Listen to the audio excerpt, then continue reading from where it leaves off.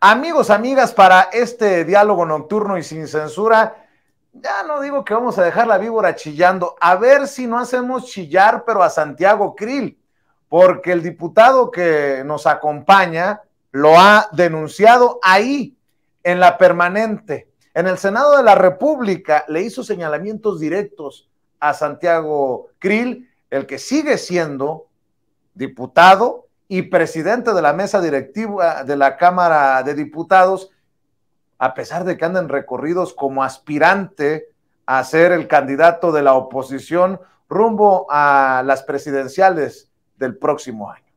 Si quieres hablar, fascista, ven para acá.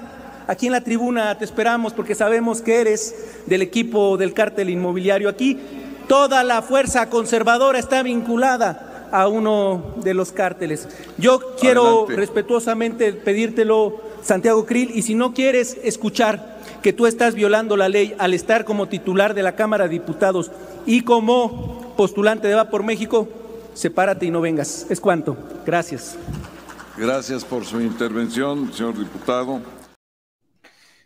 Pues sí, así se las dijo, se las cantó en el Senado como parte de la permanente el diputado de Morena, Manuel Alejandro Robles Gómez, que casi hace llorar a Santiago Krill, que le responde así.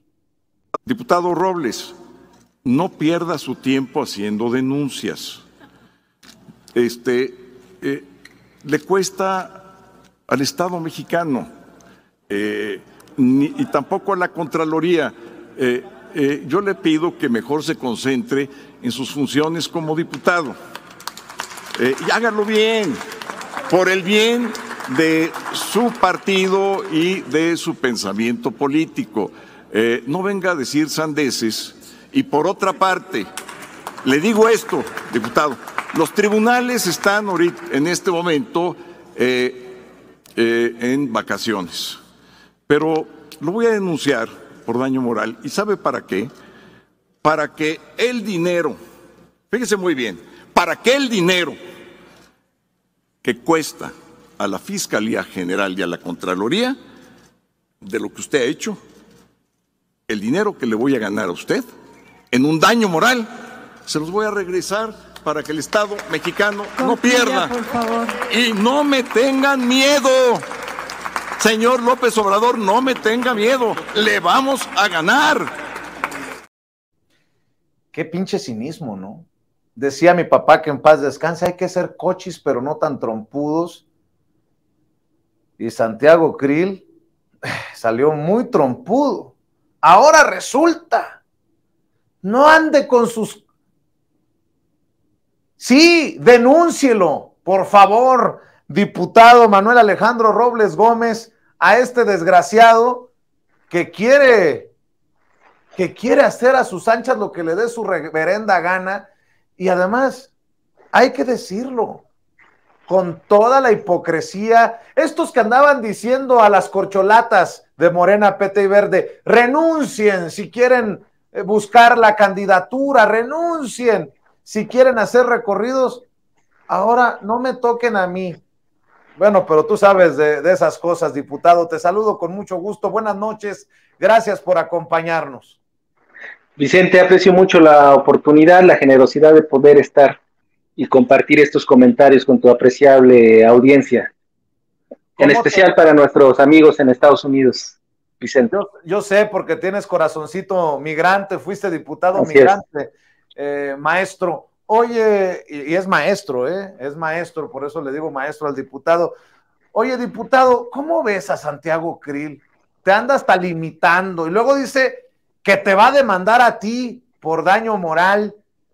Pues yo creo que no dijiste mentira al pedirle que renuncie, porque no se nos vaya a distraer en sus labores legislativas y parlamentarias por andar en sus recorridos como precandidato. Y por cierto, qué mecha tan corta se carga Santiago Krill, por todo revienta, ¿no? Así es, la verdad es que es de piel muy delicada, de verdad que no se le puede decir absolutamente nada y lo va a tener que escuchar. Es incompatible la posición de ser el titular del Poder Legislativo y ser abanderado de Va por México. Es así de sencillo, no necesitas ser magistrado electoral para darte cuenta de lo incompatible de esta función, y ya se lo advertimos, hicimos un punto de acuerdo, se aprobó en el pleno de la Comisión Permanente el punto de acuerdo donde se le está separando. Anoche el Consejo Electoral dio unos lineamientos donde, por cierto, con cierta cuestionamiento podríamos decir que los legisladores no tienen la opción de permanecer en sus cargos, pero sobre el tema de Santiago Krill es algo excepcional porque él no estamos cuestionándolo por su condición de legislador, sino por la condición que tiene como presidente de la Cámara de Diputados. Él tendría que ser, él se supone, ostenta una posición que simboliza el poder legislativo, y esto es la unidad del Congreso.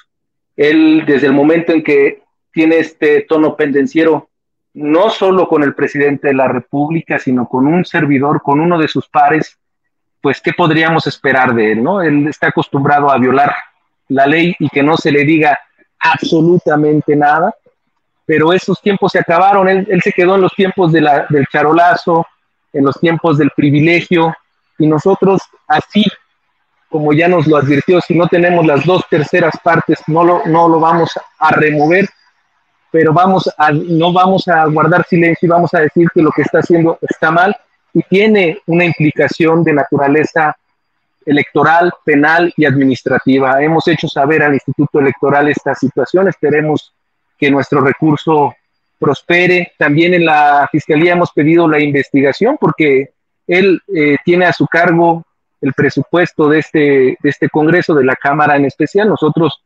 lo hemos dicho, son más de 20 millones de pesos que al día se ejercen vía la Cámara de Diputados, y sobre ese presupuesto de la Federación está tomando ventaja para posicionarse a sí mismo y a su fuerza política. Entonces, es lo que no estamos dispuestos a tolerar, y esperemos que, se lo advertimos, incluso nos salimos de la última sesión porque ya era insostenible esa sesión. Entonces esperemos que el siguiente martes tenga el decoro, porque además, Vicente, Santiago era de los diputados que se ausentaba de manera tradicional, y desde que él se registra como postulante de Va por México, estamos hablando del 4 de julio, ha asistido y ha estado presente hasta el final, de principio a fin, en las sesiones. O sea, ahí te demuestra cómo está la estrategia para tomar ventaja desde la titularidad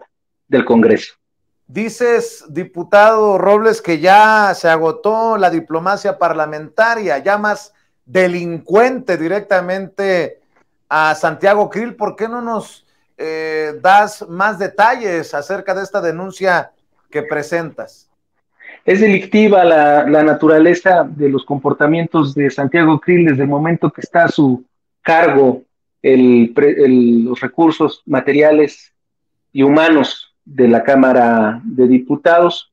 Hay una posible y evidente malversación de fondos. Ya me han hecho llegar nombres de que vamos a ampliar los elementos probatorios en nuestras denuncias, porque Santiago Krill tiene un hangar, tiene avionetas, aviadores en la mesa directiva que nosotros podemos inferir son los que le están ayudando a recabar las firmas que él requiere para pasar a la siguiente etapa dentro del proceso comicial que lleva Va por México. Entonces vamos a ser muy enfáticos que lo que está haciendo no es una vacilada, no es una travesura. Está acostumbrado a salirse con la suya, a vivir en el privilegio, a que la ley es dura y es la ley solo para la gente pobre, pero para él es común estar encima y pisotear la ley. La vamos a hacer valer, le vamos a estar diciendo en su cara que lo que está haciendo va en contra de la legalidad, del orden constitucional, y así me quiera censurar con una supuesta amenaza por daño moral, vamos a estar siendo muy enfáticos en que es inaceptable. Y si vamos a perder la oportunidad de debatir los grandes temas nacionales en la permanente, pues habrá que privarnos de esa oportunidad con tal de no permitirle a Santiago Krill seguir tomando ventaja desde esa posición, porque no nada más se promueve a sí mismo, promueve toda esta parafernalia de falacias, de mentiras en contra del gobierno de la República. Incluso ya nosotros habíamos señalado que estaba abusando de la posición como presidente de la Cámara al promover la controversia que pretende frenar las obras nacionales del Estado mexicano, el Tren Maya, el Transísmico, todo eso es lo que nosotros no estamos dispuestos a seguirle tolerando y que está haciendo campaña, insisto, desde el pedestal de esos más de 20 millones de pesos por día que eroga ese órgano camaral. Diputado, si llamas delincuente a Santiago Krill, ¿qué opinión tienes de Xóchitl Gálvez? Fíjate que Xóchitl Gálvez, ya lo dijimos, esa historia romántica de emprendedurismo exitoso no nos viene nada bien. Sabemos cómo amasó su fortuna al amparo del poder. Ya hicimos llegar a las autoridades, también hemos enderezado esa denuncia, porque curiosamente su acumulación de riqueza está en relación con la posición de sus cargos. Ella en 2002, que es la primera declaración patrimonial, reconoce 3 cuentas bancarias que no superan los 600,000 pesos, y además omite ser accionista, socia, dueña, propietaria, como quiera que se defina, de estas 2 empresas que tiene, que es Hi-Tech y EMOI, Edificios Inteligentes.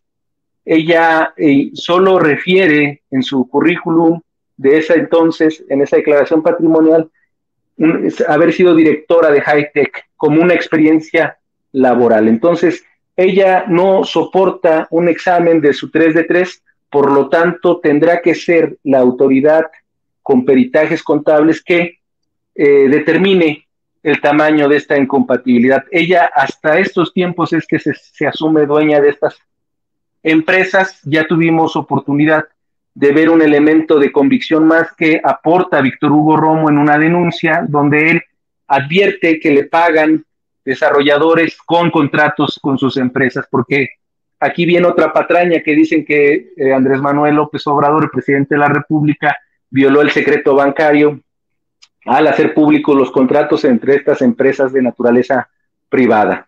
Para empezar, ella es una persona políticamente expuesta, que debe ser transparente y que no lo ha venido siendo. En el Congreso va y pelea supuestamente por la transparencia, por el tema de los comisionados del INAI, pero son realmente gente oscura, gente opaca, gente que no permite la revisión de su declaración patrimonial de manera completa, como sí lo hacemos prácticamente todos los de Morena, y eso es muy importante.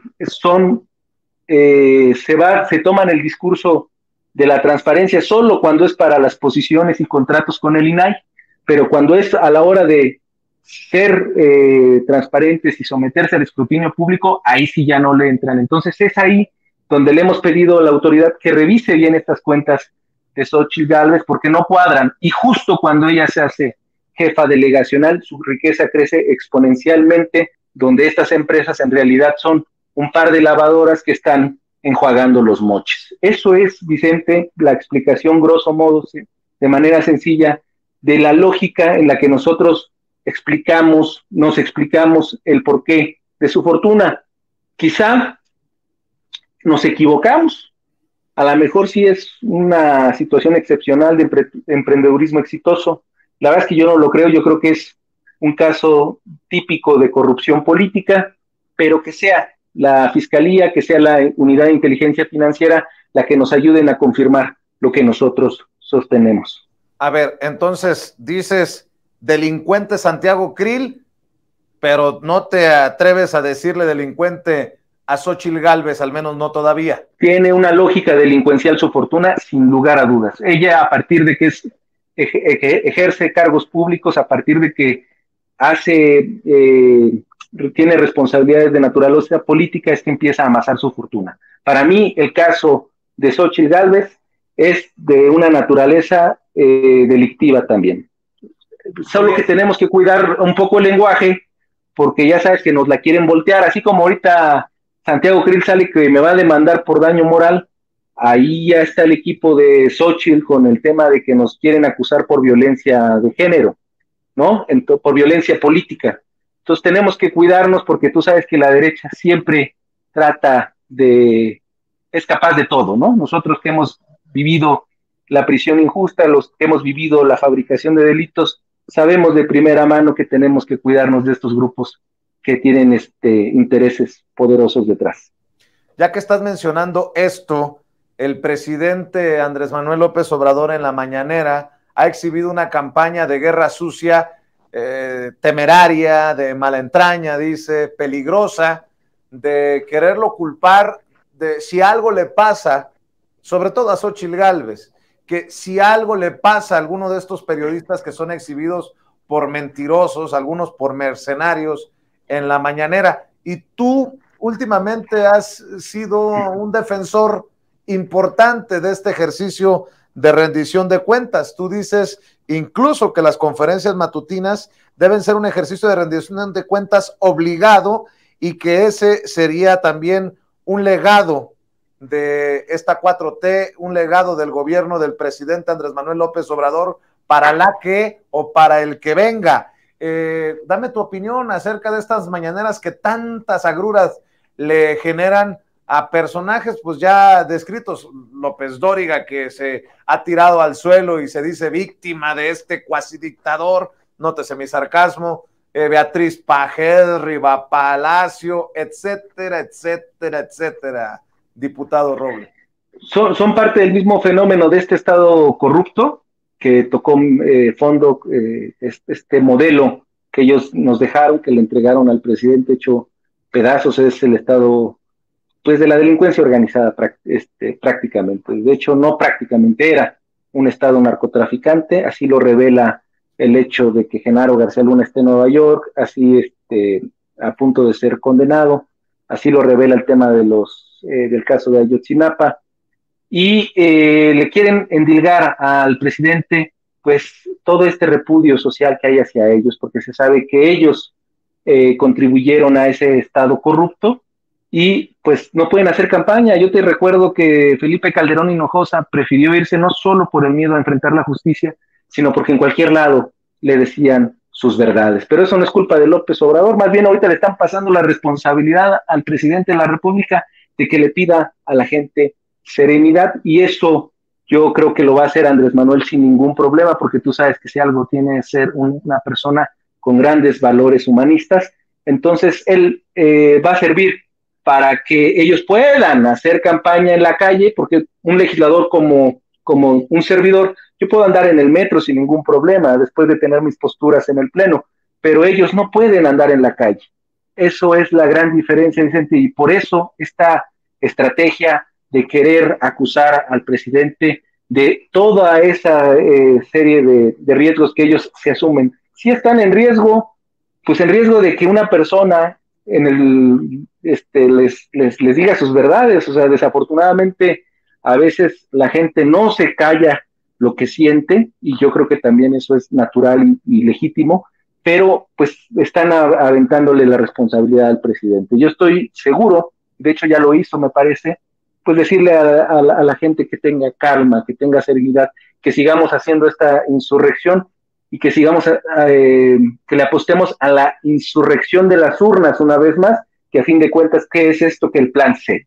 Eso es, Vicente, como yo te puedo, la lectura que yo le doy a esta situación, a esta estrategia perversa de querer acusar a Andrés Manuel de cualquier posible agresión que ellos sufran. Pero le has de haber puesto los pelos de punta a más de uno con eso de las mañaneras obligatorias, diputado.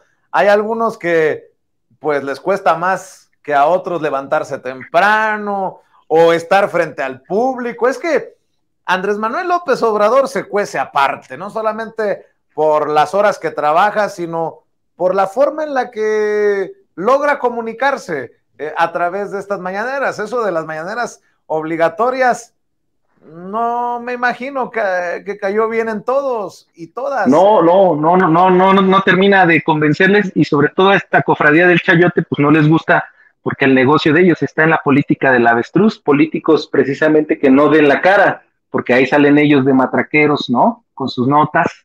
Entonces es el trabajo que ellos quieren recuperar, ¿no? Entonces el que las mañaneras se hagan mandato de ley, pues es muy importante para nosotros porque es parte de una práctica democrática que debe quedarse, ¿no? Eso es lo que nosotros planteamos, ya sea que sea un poco más tarde, duren menos, cualquiera, pero que el político que lleva la conducción de este país dé la cara de manera obligada todos los días, nos parece fundamental. Oye, diputado, no es cebollazo, pero no solamente haces casi llorar a Santiago Krill y te conviertes en el terror de Santiago Krill, no solamente generas pesadillas en aquellos que piensan en las mañaneras obligatorias, sino que te convertiste en uno de los personajes non gratos para algunos ministros y ministras de la Suprema Corte de Justicia de la Nación. Andas con todo, diputado, en estas últimas, ¿qué serán? 2 semanas, has acaparado los titulares porque tú también encabezaste a este grupo de diputados de Morena que han presentado una denuncia para que se someta a juicio político a ministros y ministras de la Suprema Corte de Justicia de la Nación por traicionar al pueblo, por violar la Constitución y por no apegarse a la austeridad republicana y aferrarse a sus salarios muchísimo más altos que el del presidente Andrés Manuel López Obrador. Yo te pregunto, ¿va a volar esta petición de juicio? Porque pues, hay que ser sinceros, muchos de tus colegas legisladores se les arruga el pantalón cuando se habla de juicio político. Y no lo digo yo, ahí nada más revisemos peticiones de juicio político en los últimos años y pues como que no todos le entran al tema. A ver, cuéntame el contexto. Yo, ¿qué más quisiera que procediera este juicio? Pero ya los acusan de apostarle a una dictadura y ya Norma Piña, la presidenta de la Corte, de la Suprema Corte de Justicia de la Nación en Estados Unidos, creo, fue a decir que está en peligro la división de poderes y no, ya ves lo que provocas, diputado. Sí, traen esa cantaleta, incluso estuvo ahí precisamente en Nueva York, a unas cuadras de Brooklyn, donde está preso García Luna, y no dijo ni pío del estado criminal, ni cómo mientras estaban juzgando a García Luna allá en las cortes de Brooklyn, aquí ella estaba viendo cómo le abrían las cuentas a Genaro García Luna a través de sus prestanombres. Son intereses bastardos los que hay de la Corte, detrás de la Corte. La Corte presume que quiere independencia judicial, pues nosotros también deseamos esa independencia. El problema es que tienen una adicción a los grandes intereses, a los intereses oscuros y delictivos que hay en nuestro país. Ellos son clave para la perpetuación del Estado narcotraficante que te hemos comentado. La derecha nos robaba las elecciones en el pasado, hoy nos invalidan las legislaciones, la ley, a través de estos ministros. El tema del juicio político va más allá, tiene un tema mucho más de fondo de lo que simplemente significa que ellos ganen 3 veces más de lo que gana el presidente de la República, y además de que tienen su salario libre de polvo y paja, porque se les pagan alimentos, gasolinas, transportes, se les da vehículos, se les da tablets, se les da internet. No, hombre, o sea, su salario se va íntegro a su caja de ahorro. Entonces, eso es algo totalmente carente de la más elemental sensibilidad, y ellos dicen que es el presidente, pero no es el presidente. Yo se les he insistido, la elección que tiene López Obrador con más del 50%, ni juntos Mitt y Anaya hubieran podido alcanzarlo, no es porque Andrés sea guapo, no es porque el presidente de la República sea un rostrazo, sino precisamente por los postulados que le abandera, y era no puede haber servidores públicos en la opulencia mientras haya esta gran miseria en el pueblo de México. Entonces, esta falta de empatía tiene mucho, y a partir de este planteamiento de que se sujeten, que se amarren el cinturón, así como en el poder legislativo, así como los diputados también lo hicimos, ha generado, de por sí ya estaban al servicio de estos intereses oscuros, pero eso les ha agarrado un encono y se han convertido en unos antiobradoristas de tiempo completo, casi al estilo Roberto Madrazo, de ese corte están estos ministros. ¿Cuál es mi deseo? Y estoy convenciendo a muchos de nuestro grupo parlamentario de que vale la pena explorar esta situación, que estamos agotando un recurso que prevé la Constitución precisamente ante una situación como esta, que es que este poder judicial se está ostentando en el poder de poderes, un poder por encima de los demás. Eso no puede ser, eso no es así el orden constitucional. Nosotros queremos recobrarlo. Te voy a dar un ejemplo. Ellos nos invalidan la ley electoral, la reforma electoral, a partir de la supuesta ausencia de deliberación democrática. Yo te puedo decir, Vicente, que somos una legislatura sin precedente que tuvo debates, discusiones, no solo dentro del recinto, no solo dentro de nuestras sesiones, no solo dentro de las comisiones, sino los llevamos a las universidades, a las calles. Tuvimos foros por colonia, tuvimos foros más allá de nuestro territorio nacional, con nuestros connacionales en Estados Unidos e incluso Canadá, y ahora resulta que nos invalidan una legislación por falta de deliberación democrática, cuando hay que recordar cómo se legislaba en los tiempos del régimen pasado.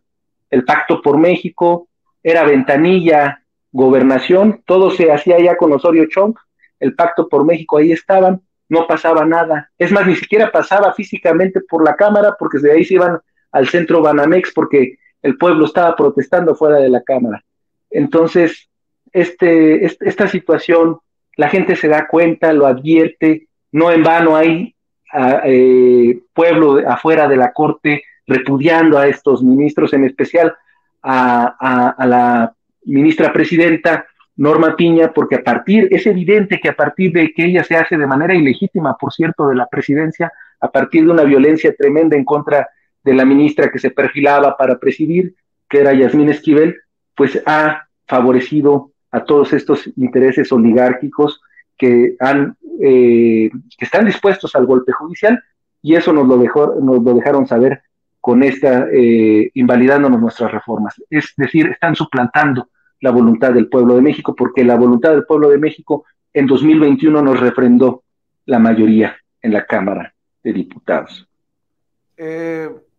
Diputado, a ver, ¿cuál es tu análisis de estas decisiones en el INE, por ejemplo, ayer, de avalar, de darle por su lado a estos personajes de la oposición para que continúen en sus cargos? Básicamente es lo que deciden, porque ya las corcholatas ya renunciaron o pidieron licencia dependiendo del caso, pero básicamente lo que deciden en el INE algunos consejeros, pues es darle por su lado y que continúe Santiago Krill, a quien tanto has criticado en esta conversación nocturna y sin censura, y que continúe también en su cargo Xóchitl Gálvez, a quien también ya le diste unos raspones políticamente hablando. ¿Y qué piensas que al mismo tiempo los ministros de la Suprema, algunos ministros y ministras de la Suprema Corte de Justicia de la Nación, avalen o se pronuncien con una visión muy conservadora, muy de la oposición? ¿Ante qué estamos desde tu perspectiva, diputado, con estos personajes en el INE que todavía parecen defender algo por lo que suspiran, pero que ya se les fue? Me refiero a Lorenzo Córdoba y a Ciro Murayama, y estos de la Suprema que en efecto se quieren erigir como el poder de poderes. ¿Qué hay? ¿Qué estamos viendo desde tu perspectiva, diputado? Pues son militantes del viejo régimen, las decisiones no las hacen conforme a derecho. En el caso del Instituto Electoral podemos estar, digamos, no todo está perdido. Desde que logramos que no hubiese la imposición de un militante como era Lorenzo, acuérdate que la dirección de la derecha la llegó a llevar el INE a través de Murayama y Lorenzo Córdoba. Entonces, por lo menos ahorita ya están descabezados en ese instituto. Ya tenemos a esta presidenta Tadei, que incluso dijo: yo sí me voy a ajustar yo sí voy a obedecer la ley, y se ajustó el salario a lo que gana el presidente. Es algo que tenemos que reconocer, y es una satisfacción que haya sido precisamente a partir de nuestro rechazo entrarle al sistema de los cuates y de las cuotas, porque el PRIAN nos proponía, ustedes quédense dos, pongan dos, y nosotros ponemos uno cada quien. No le entramos a eso, fue la tómbola, que además venía previsto en la Constitución ese escenario, y pues tenemos estos consejeros al menos más genuinos, ¿no? Menos militantes, digámoslo así, y los ministros sí de plano están militando en la delincuencia organizada. O sea, yo sí se los digo, y los 11, ahí sí yo, porque ninguno ha tenido esta deferencia como la que sí tuvo Tadei, de decir, bueno, ustedes tienen sus argumentos para decir que tienen derecho a ganar 3 veces más que el presidente, yo sí me ajusto. No ha habido una sola ministra o ministro que haga eso. Y entonces ahí sí me parece que es fundamental que haya ese juicio político, y a ver si este juicio político es un llamado a estos 11 ministros a que algunos reflexionen y digan, a ver, estoy haciendo mal de interpretar la ley a mi beneficio, estoy violando el principio de imparcialidad, que es lo que mueve la jurisdicción. ¿Sabes qué? Yo sí me ajusto a lo que ordena la Constitución y la voluntad del pueblo de México. Eso a mí me parece que es fundamental que ellos tengan claro que no es Alejandro Robles, que no fue el presidente de la República, sino que es el sentir de un pueblo, que son los sentimientos de un pueblo que quedó muy lastimado por estos 40 años de neoliberalismo atroz que ellos implementaron. Ellos fueron más papistas que el Papa con el tema de este modelo voraz, ¿no? De esta minoría rapaz, como la suele llamar el presidente de la República. En otras palabras, ¿crece el equipo de la oposición o se descaran más desde la oposición para convertirse en zancadillas para ustedes, para el presidente en la recta final del sexenio de Andrés Manuel López Obrador? Efectivamente, vamos a afrontar esta virulencia desde las instancias. Tú lo has visto, lo que es el INAI, lo que es el propio INE, las consejeras que todavía quedaron como favores en el anterior modelo, pues van a seguir con esta actitud. Los ministros ahí sí hay un pacto ahí de que su bolsillo es sagrado y de que todo lo que salga de la transformación va a ser anulado. Entonces ahí tenemos nosotros que realmente, yo espero convencer a mi grupo parlamentario de que saquemos adelante la acusación en contra de los ministros, porque tenemos los números en la Cámara de Diputados para enderezar la acusación. Ya donde nos podría parar los conservadores es en el Senado, pero es la condena.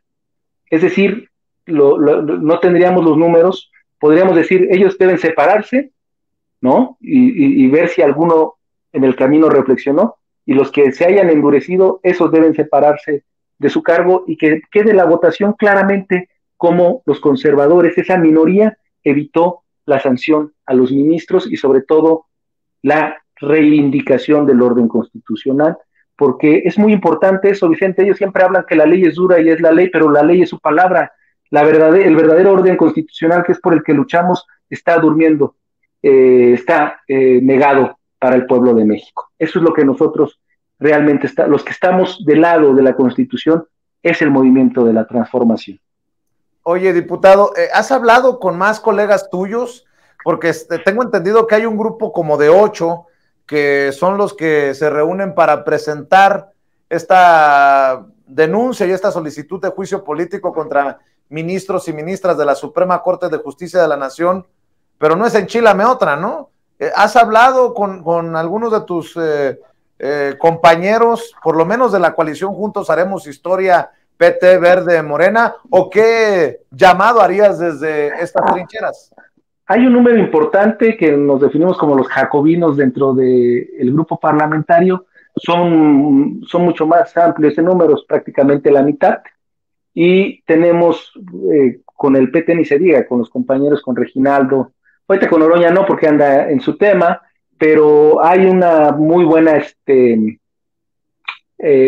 ahí se saluda este tema del juicio. No es un asunto que se desestime, no es menor, y yo sobre todo ubicar a algunos que sienten que es algo demasiado radical, pues decirles, no es lo radical, es un tema que la Constitución, es como no ejercer los recursos que nos da la propia Constitución para restablecer el equilibrio de poderes. Aquí está alterado el equilibrio de poderes. El único poder opaco es el que está conduciendo al país, y eso no lo podemos permitir. No permitieron que hubiera reforma eléctrica, que se instituyera la electricidad como un derecho humano, pero sí nos están pegue y pegue, que si Bartlett, que si la CFE, o sea, los temas de fondo los han bloqueado.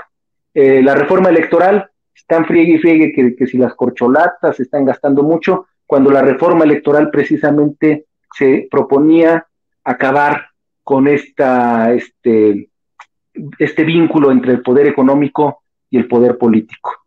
Que el dinero deje de ser el factotum, el gran factor para asumir cargos públicos, era nuestra premisa, y la pararon. Plan B lo invalidan. Por eso es el plan C, y el juicio político va de la mano con el plan C, que vea al pueblo quiénes son los que están bloqueando la posibilidad de que se cristalice el imperio de la ley en nuestro país, que sigan siendo los factores oscuros, el crimen y estos grupos conservadores que prácticamente tienen identidad, los que estén llevando al país a una situación crítica como la que estuvimos viviendo previo a la llegada del obradorismo.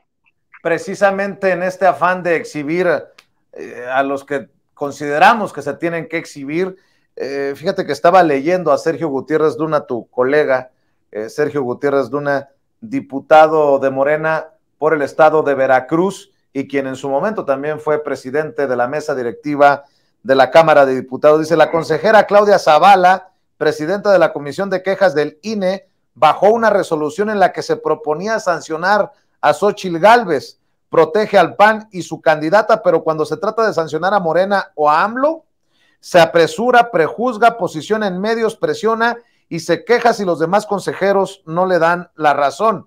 Y esto va de la mano con algo que me hacen llegar desde Sonora. Xóchitl Gálvez denuncia penalmente al presidente Andrés Manuel López Obrador por violar el secreto fiscal y bancario de sus empresas, lo que tú ya mencionabas por encimita hace un rato, diputado. La aspirante presidencial del Frente Amplio por México dio a conocer esto en Cajeme el día de hoy, por allá en mi tierra, en Sonora. Pues, ¿cómo la ves? Así está cabrón ganar un juego. Si de por sí las patadas están a todo lo que dan, anulándote goles y luego moviéndole al marcador sin que te des cuenta, o aunque te des cuenta, pues así está camarón, ¿no? Son sucios como ellos solos, no puede haber un error de nuestra parte sin ser condenados. En cambio ellos abusan de este poder. Eso es lo que nosotros estamos pues reclamando, y vamos a dejar constancia de ello. O sea, lo que está, por ejemplo, caso Xóchitl, caso Santiago Krill, es lo mismo, el privilegio de la impunidad, lo que están peleando, ¿no? Y acusan a Andrés, por ejemplo, Andrés Manuel no puede ni referir una encuesta, y Santiago Krill puede ser contendiente de Va por México y titular del Poder Legislativo. Hazme el favor, Vicente, ¿en qué país vivimos, no? El mundo al revés. O sea, el doble rasero es desproporcionado, además. No solo hay un doble rasero, sino que además es extremo, ¿no? Entonces, eso es el tipo de cosas que nosotros tenemos que dejar saber. Pero además la gente lo sabe, porque, por ejemplo, mis posturas no son las posturas de Alejandro Robles, es lo que me pide por ejemplo, esta ley de la mañanera es la comunidad migrante la que me la ha pedido, ¿no? Este tema del juicio político, tú vas a la calle y la gente dice, ya pónganle un alto a estos señores de las togas, ¿no? Magistrados, ministros. Si algo no hay en este país es justicia.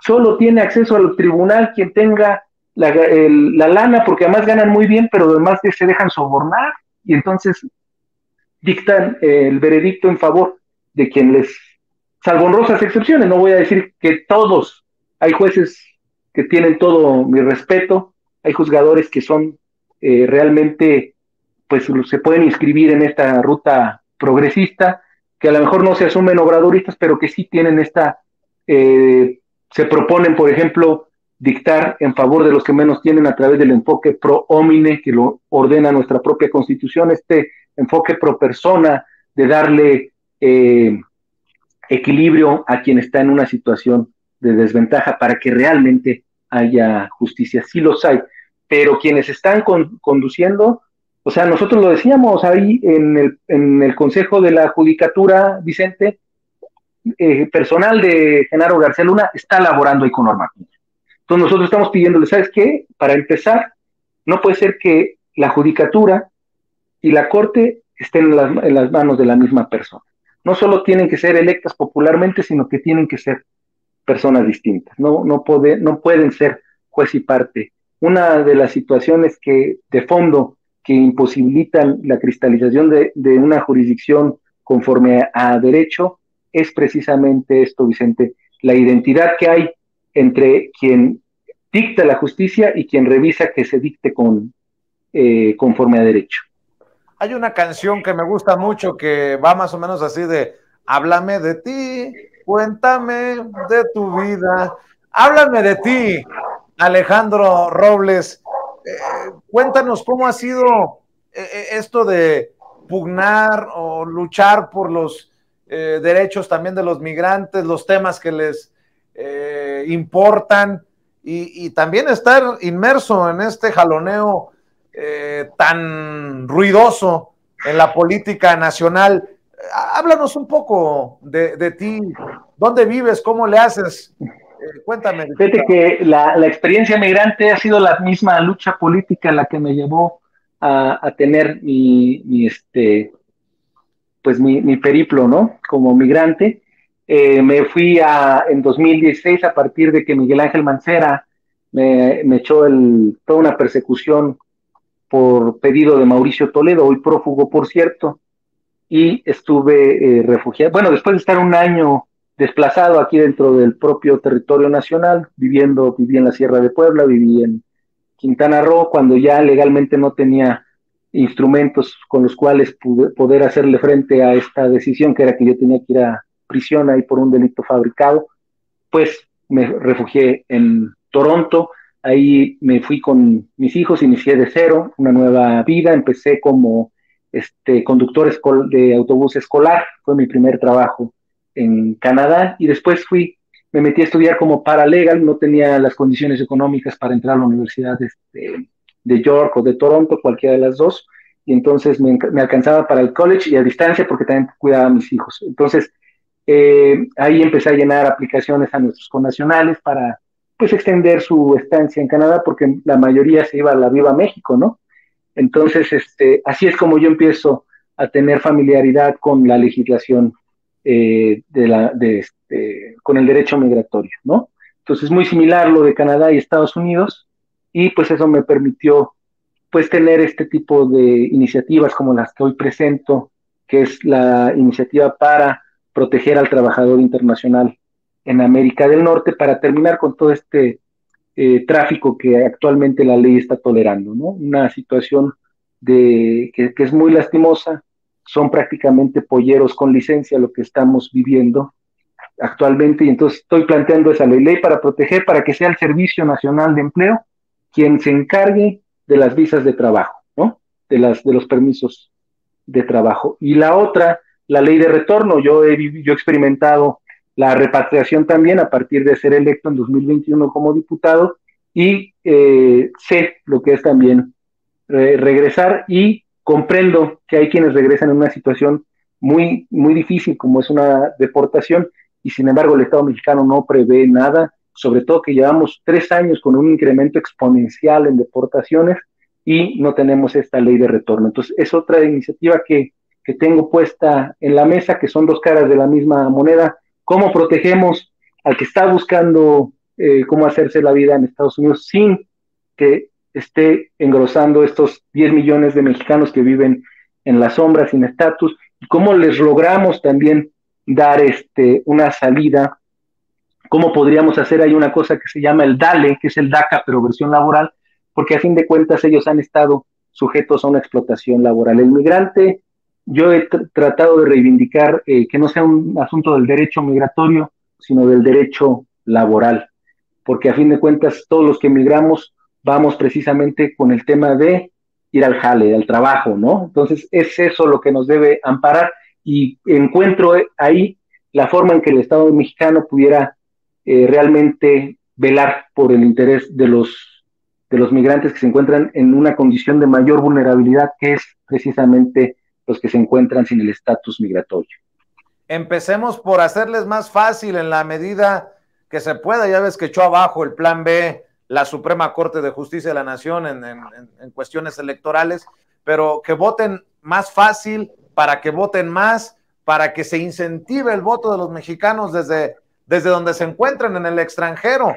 Yo sé que hay ganas del presidente y yo sé que no quieren desde la oposición que voten en mayor medida los paisanos, pues porque todos nos hemos ido o por los Miguel Ángel Mancera, como en tu caso, o por los Salinas, o por los Zedillo, o por la violencia en tiempos de Calderón, o por el Peña Nieto y sus 40 ladrones, etcétera, etcétera, etcétera. Pero ahí te encargo, diputado, yo como migrante, porque nadie deja de ser migrante, después de 20 y tantos años de vivir en Los Ángeles, Phoenix, Chicago, sé que hay mucha gente que quiere, pero que se encabrona cuando le dicen, no, pues que nos dieron mala dirección para que llegara el voto, que no me dan la INE, que la misma INE no te la valen en Estados Unidos y en México por igual, etcétera, etcétera, etcétera. Tú sabes, no te tengo que contar, diputado, pero ahí te encargo, hay que seguirle moviendo, hay que seguirle. Si no eres tú, si no son los amigos de Sin Censura, si no es uno, pues ni modo que lo haga López Dóriga, o lo haga Marco Cortés, o lo haga Xóchitl Gálvez. Sí, de hecho es una de las grandes lamentaciones que tenemos con este tema de haber declarado inválida el Plan B, porque a partir de una reserva, por cierto, de tu servidor, se reconoció la posibilidad de voto en urna directo y secreto en territorio estadounidense.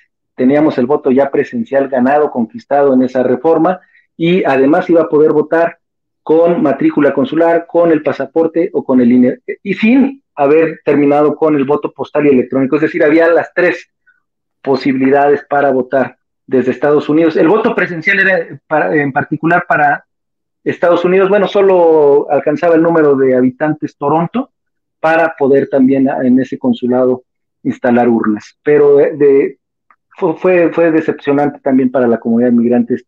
Fue un golpe duro también para el mexicano residente en Estados Unidos. Ya estamos en la recta final, te encargo por favor, y que aquí en Sin Censura se anuncie cualquier cosa en torno al voto de los mexicanos en el exterior, pero ya que estamos en la recta final, dame tu opinión del proceso interno que nos llevará al 6 de septiembre para que se defina al coordinador o la coordinadora de la defensa de la 4T, entre Claudia Sheinbaum, Adán Augusto López Hernández, Marcelo Ebrard, Gerardo Fernández Noroña, Ricardo Monreal y Manuel Velasco.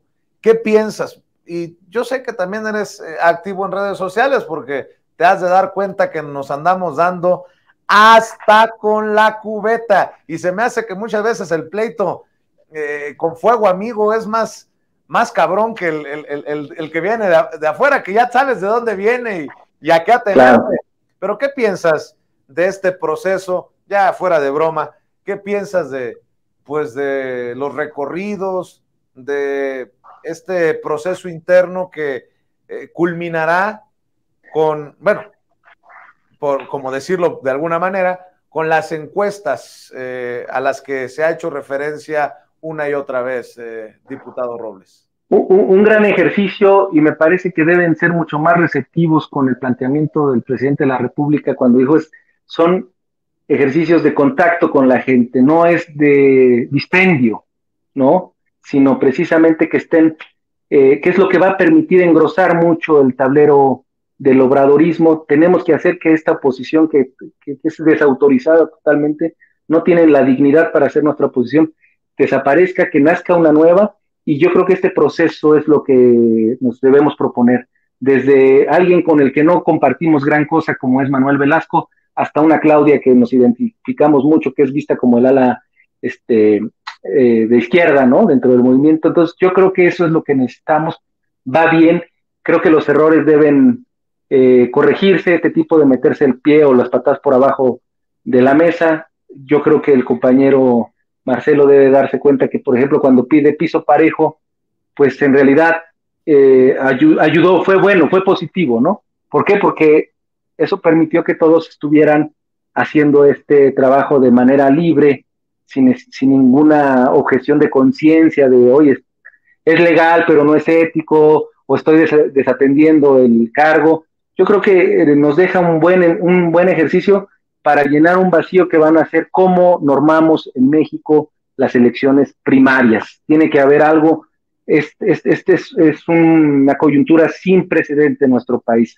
Están el bloque conservador y el bloque obradorista, y habrá que darle la normatividad para no estar con estos lineamientos. Llegan los lineamientos y prácticamente ya está la encuesta levantándose, que va a ser del 28 de agosto al 3 de septiembre. Entonces, eso es lo que yo veo. Yo creo que debemos de ser muy fraternos, quizás discutir fuerte, pero sin llegar a darnos cuenta que estamos en el mismo tablero. Y la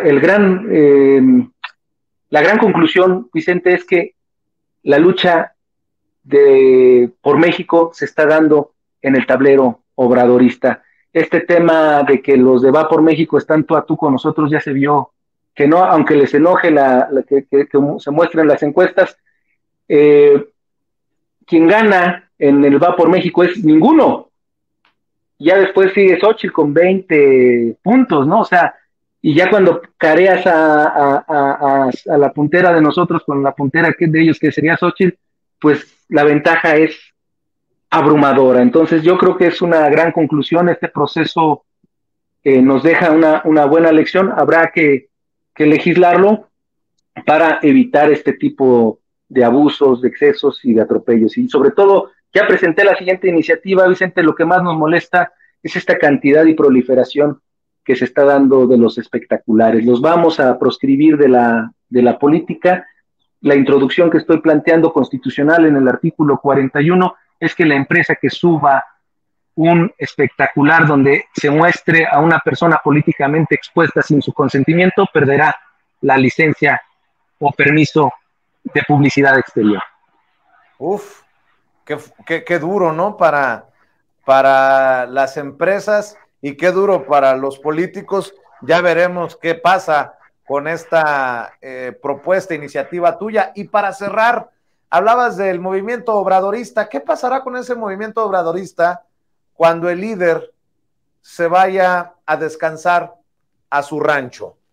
¿Qué hablan ustedes de esto para ir cerrando? Porque, bueno, es un tema que se tiene que abordar en momentos en que el Congreso también será renovado en el 2024, va a haber elecciones y muchos dicen, pues López Obrador ya no estará en la boleta. No, a ver, pero en el ánimo de la gente sí. En las pláticas de las mesas más humildes de nuestro país, sí. Andrés Manuel López Obrador creo que seguirá tan presente, es mi opinión, en este proceso electoral del 2024 como si estuviera ahí en la boleta. ¿Ustedes qué se plantean después del 2024?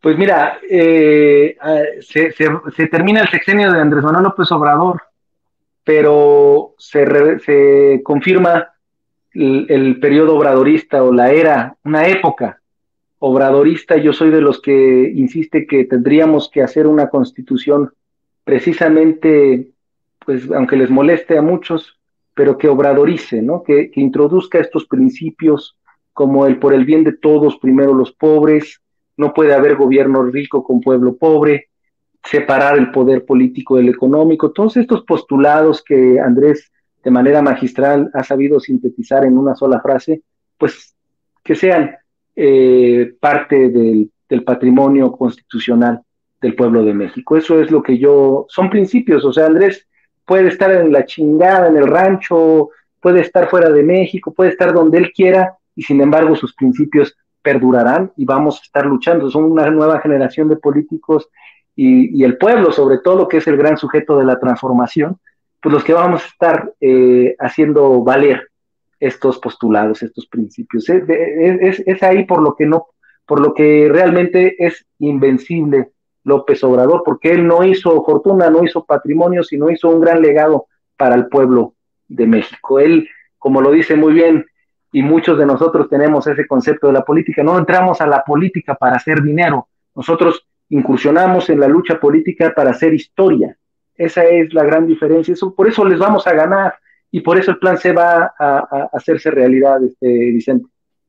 Pues que así sea, nada más para aclarar, porque hay muchos malpensados en la audiencia de Sin Censura. El rancho de Andrés Manuel López Obrador, tengo entendido que se llama La Chingada, para que luego no vayan a criticar al diputado Alejandro Robles. Te agradezco mucho, diputado, por esta hora muy amena, muy intensa, incluso en momentos de diálogo sin censura, y espero que regreses muy pronto para seguir conversando de los temas coyunturales en nuestro país, y bueno, de eso hay mucho. Por lo pronto, en el agradecimiento también te pido que cerremos dándole tus redes sociales a la audiencia de Sin Censura, si me permites pedírtelo.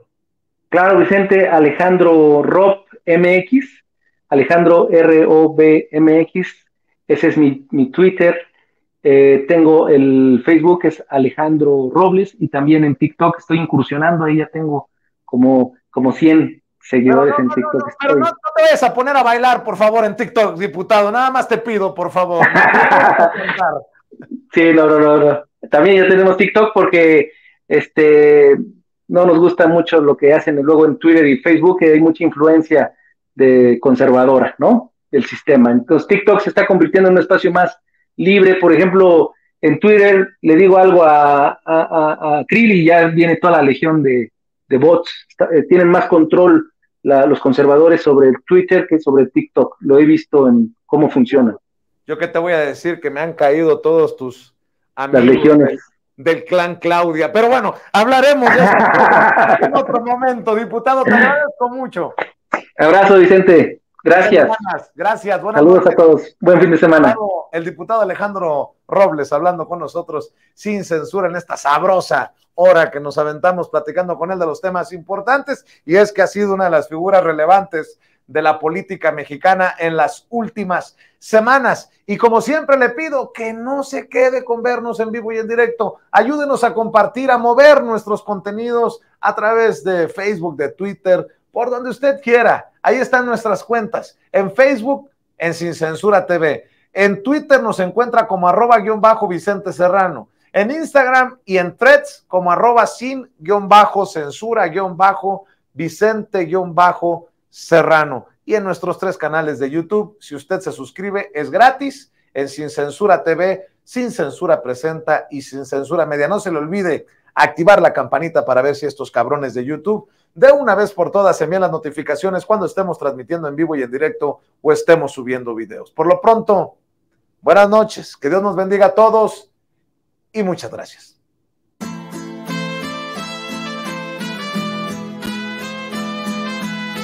Otra prensa que es luz y claridad en la noche oscura. Hay quien tiene remedio y hay medio sin cura. Hay una prensa que nutre la perfecta dictadura y le declaró una guerra abierta a la cultura. Hay otra prensa dispuesta a enfrentarse a esta locura, sincero, sin pero, sin miedo y sin censura.